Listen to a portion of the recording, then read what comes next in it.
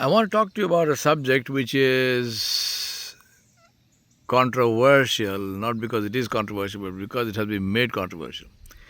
And the reason it's been made controversial is because of what I call the hidden purpose behind it.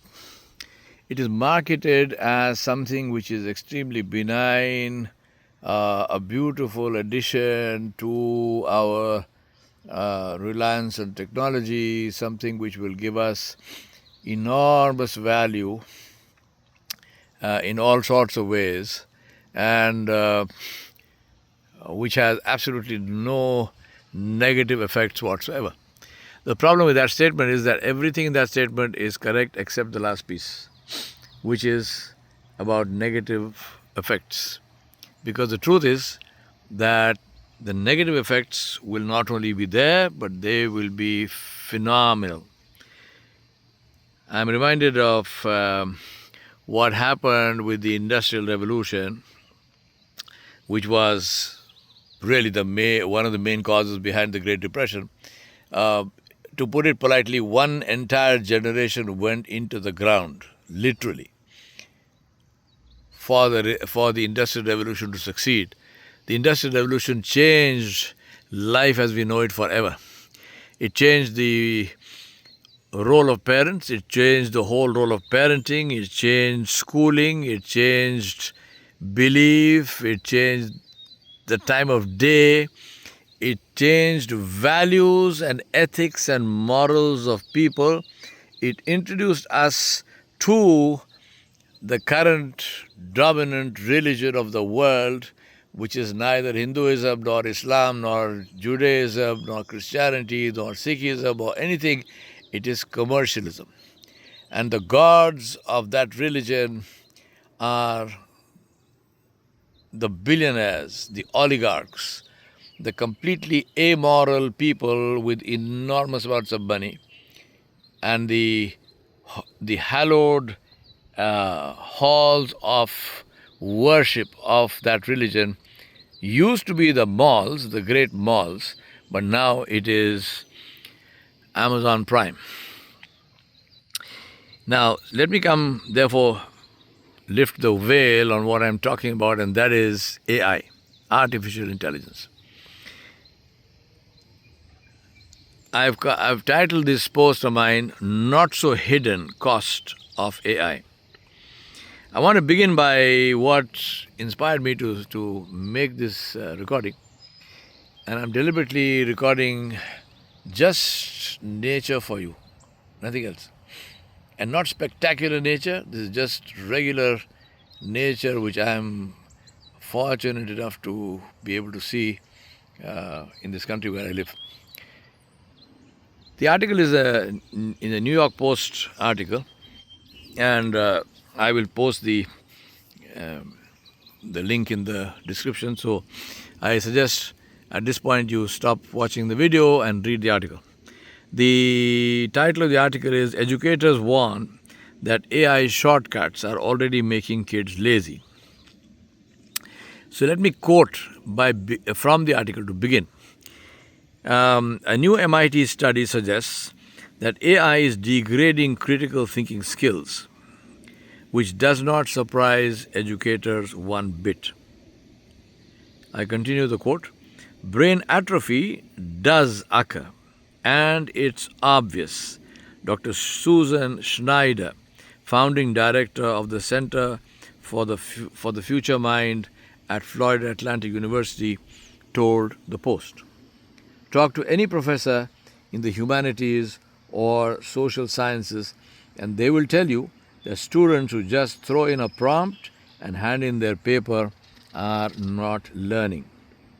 Now, please do read the article and reflect on the fact that those writing it are quoting experts in AI. That way, you will see that I'm not alone in my fears. Now, I'm not surprised to read this article. I've seen this over and over again. I've seen students I've taught in universities and not in schools but universities, and I've seen, it seems to me that I'm talking to dead bodies.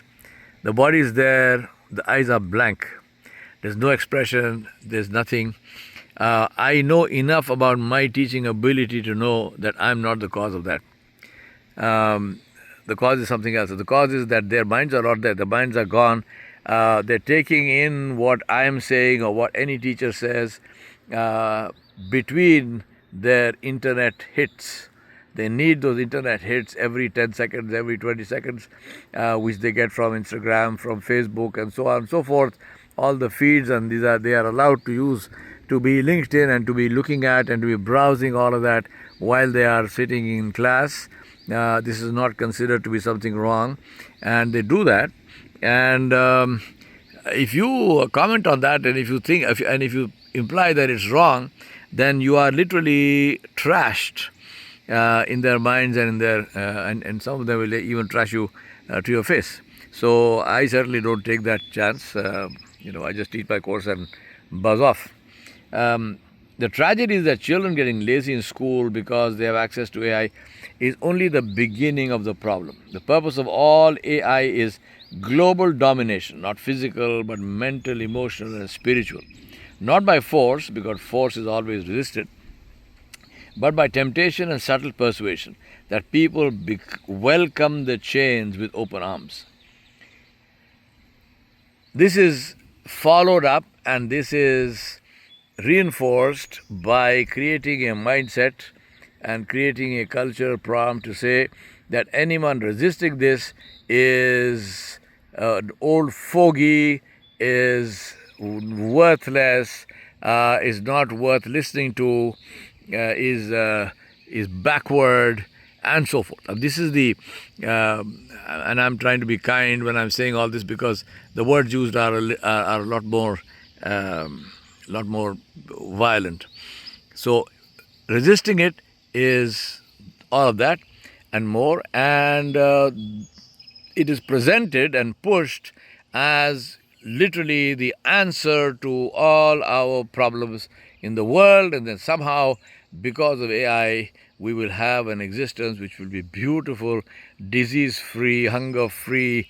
You take it, and it will create all of these wonderful effects. And if you ask them how, of course, obviously they will not create the effects. And if you ask them how, you have no answers, because they have no answers.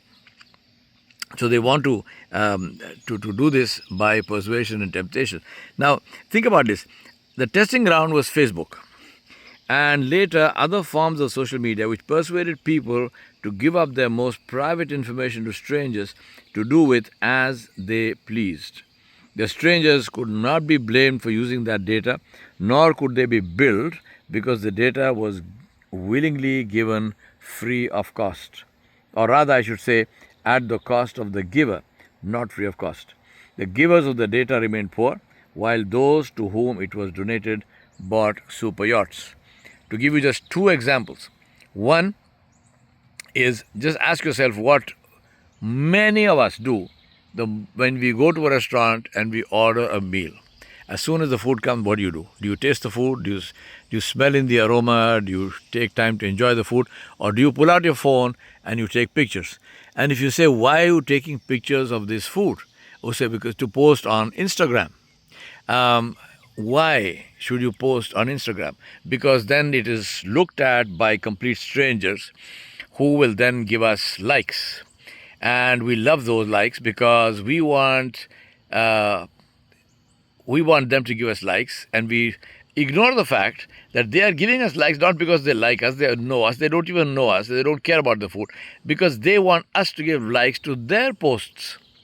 Now, how meaningless is that? It's just it's a complete waste of dopamine, which is a hormone which really should give you the energy to attempt some wonderful things and to have some real achievements. But instead we get the dopamine fix by doing something completely and totally useless, we still get the dopamine fix. Now you think about this and say that this dopamine fix which I am getting by doing something useless is enabling somebody to make enormous amounts of money. It's not useless for them, it's useless for us. And we hear again and again about how these people who invented all of this stuff and continue to do that, they do not give their children smartphones until they are well into their teens. One example. Second example of AI is another article I read, and lots of people are talking about that. They're saying do not post pictures of your children and grandchildren, especially young ones, on the internet. And guess why? Because with AI, they are now able to keep the face and undress your child completely naked, and they sell those naked children photographs to they actually trade them on the net and they sell them. They make money out of those naked children photographs by selling them to pedophiles. Now, who's that child? Is your grandchild, is your granddaughter, is your grandson, and this is what is being done thanks to AI. Now, obviously, the people who promote AI do not talk about any of that. The fact that, and that's why I say AI is not free of cost, it is at the cost of the donator of information. The fact is that the use of AI for most people will never get beyond, hey Siri, but the packaging in which it is sold is that of super accuracy and super speed. Now, I don't deny that, but the fact is that super accuracy is needed only by scientific researchers and comes at the cost of routine jobs which put food on the tables of those who do them today. And nobody wants to talk about that uncomfortable fact, to say that when AI takes away 100,000 jobs, that's 100,000 individuals. Multiply that by 3 or 4 or 5 for family size, that is 500,000, say from 300,000 to 500,000 people who will be jobless, who will not be able to earn an honest living, and who will have nowhere to go because AI just took over their jobs. Now, very blazely, we are told, oh no, we see that's not true, because those people can be taught other skills. I always give this example and I say, take truck drivers. In America, there are 5 million of them. Multiply family size in America by the usual multiplier is 5, so that's 5 million multiplied by 5, that's 25 million people. The moment you have self-driving trucks, will be out of jobs. Who do self-driving trucks benefit? The owners of the self-driving trucks, not the drivers. Who are out of jobs? Drivers. They say, no, this is, you don't understand that, you are an old fogey. Those drivers can be retrained. My question is, have you tried it? Have you any idea what retraining means? What will you retrain those drivers to do? Weave baskets? Because the point is, a truck driver in this country makes between $70,000 to $80,000 to $90,000 a year. What retraining are you going to do which will enable that truck driver to make at least that much? Because if that truck driver is living a $90,000 a year lifestyle, if you retrain him and he is earning minimum wage of $15 an hour, how is he going to afford that lifestyle? His children have to go to school, he has to pay his mortgage bills, he has to pay his utility bills, he has to pay for his health insurance and so on and so forth. He has to pay for whatever car he's driving, because he doesn't take the truck to a dinner appointment.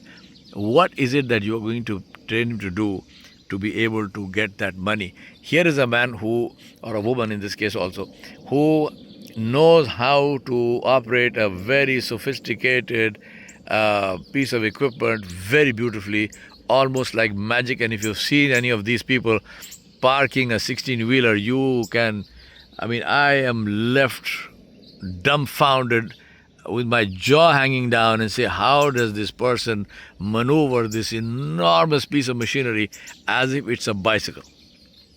Now, he does that, but take him out of that truck seat and he is all thumbs. Now, you are telling me that you're going to retrain this person to be able to earn $90,000 a year? Man, give me a break. Give me a break. That's why I say the fact is that the use of AI for most people will never get beyond, hey Siri. But the packaging in which it is sold is that of super accuracy and super speed. Super accuracy is needed only by scientific researchers, and it comes at the cost of routine jobs which put food on the tables of those who do them today. High speed is once again beneficial only to researchers.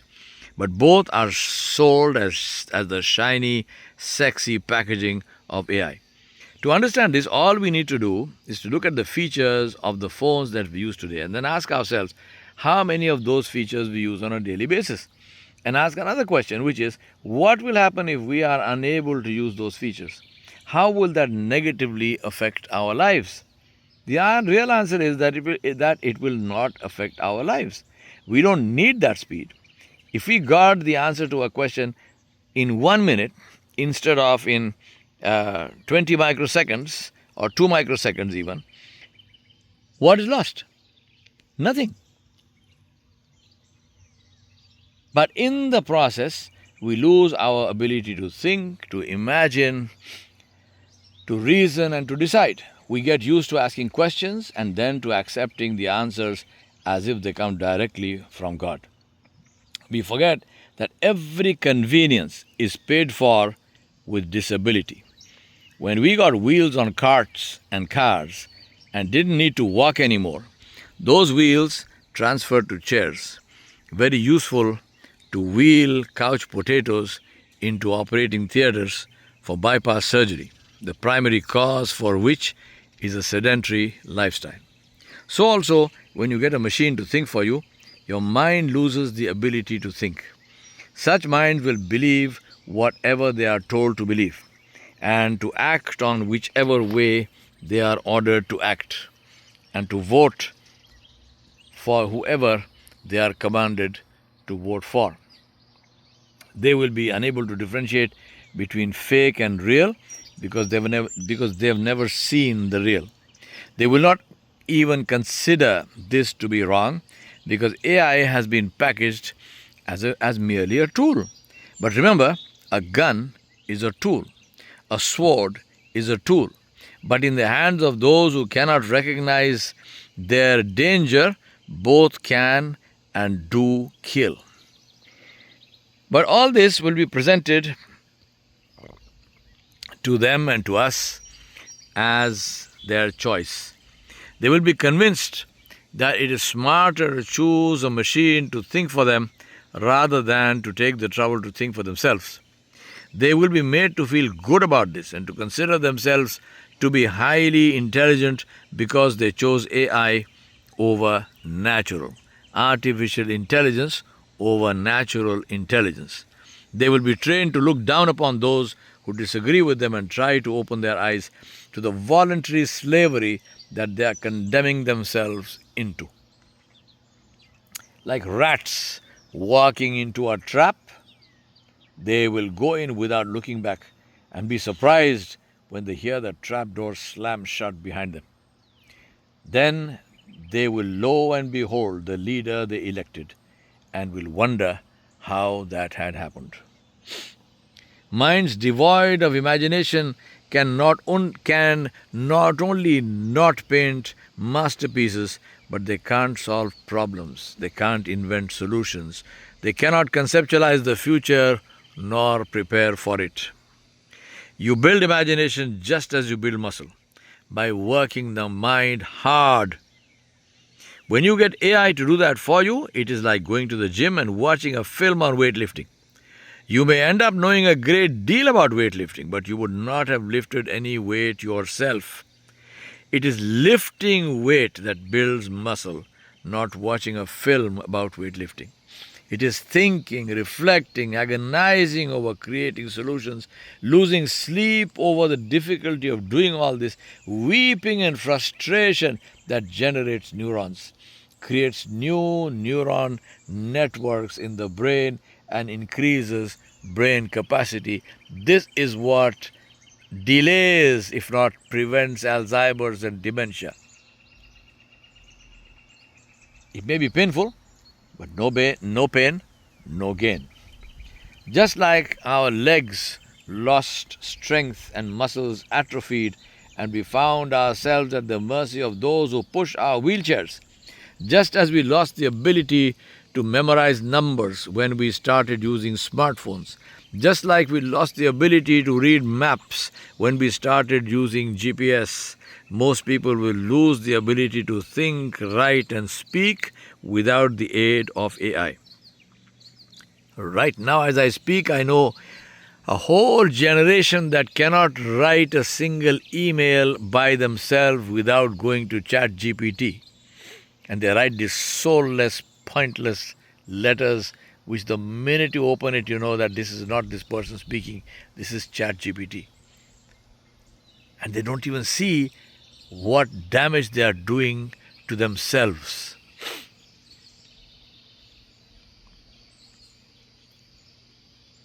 With such atrophied minds, differentiating between AI-generated pictures and messages and reality will go from being difficult to becoming impossible. Such minds and such people will become the raw material for the manipulators, who will use them as coal is used in a furnace. The furnace cannot function without the coal, but the coal only burns to ashes. It is the blacksmith who owns both the furnace and the coal who walks away with the product. Now, in a postscript, I want to add to this. I had a very interesting experience as I was writing this article. I wrote this as an article, I'll send you the link as well. As a response to this message from my friend, I was writing this in WhatsApp. I didn't have my computer, I just had the phone. I was writing this whole long article in WhatsApp. Now, as I had almost completed the article, I suddenly remembered that I needed to send him the link to a map. I clicked on the link, and to my horror, I discovered that the AI in WhatsApp had deleted the entire article and substituted it with the map link. So all that I wrote just vanished. I laughed at myself, and I laughed at AI, and I simply rewrote the article from memory. So I can assure you that this article and this podcast is the product of my mind and my writing and not AI. And those of you who are interested, anything I write is never AI. It's always me, original. Thank you for listening. I hope this makes sense to you. I'm very happy to answer any questions, to share thoughts, but do think before asking the question. I would love to talk to people who have taken the time and trouble to think about this, because believe me, if you live not even long enough, if you live for the next few years, this is going to hit you in the gut. And if you're prepared, then great, all power to you. If you're not prepared, I will be very sorry for you. Thank you very much once again, and I look forward to hearing from you. Just a quick reminder, do read the article. The link is in the description. Thank you.